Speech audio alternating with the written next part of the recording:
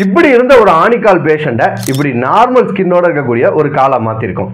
இது எதுவுமே எந்த விதமான பெயின்ஃபுல் ட்ரீட்மெண்ட்டும் இல்லாமல், எக்ஸ்டர்னல் ட்ரீட்மெண்ட்டும் இல்லாமல், உள்ளுக்குள்ளே இன்டர்னலாக மெடிசின்ஸ் கொடுத்து சரி பண்ணது தான். இது எப்படி அப்படிங்கிறத பற்றி தான் இந்த வீடியோவில் டீட்டெயிலாக பார்க்க போகிறோம்.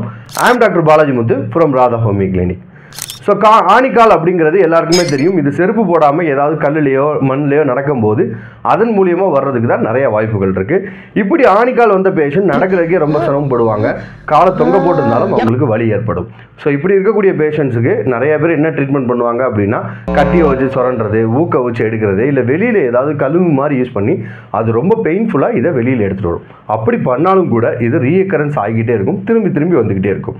ஸோ இப்படி இருக்கக்கூடிய ஆணிக்கால்களுக்கு நீங்கள் ப்ராப்பர் ஹோமியோபதி மெடிசின்ஸ் எடுத்த பிறகு இது 1.5 மந்தில் எவ்வளோ தூரம் இன்டென்ஸாக இருக்கக்கூடிய ஒரு ஆணிக்கால் எவ்வளோ தூரம் கம்ப்ளீட்டாக ரெக்கவரி ஆயிருக்கு அப்படிங்கிறத பாருங்கள்.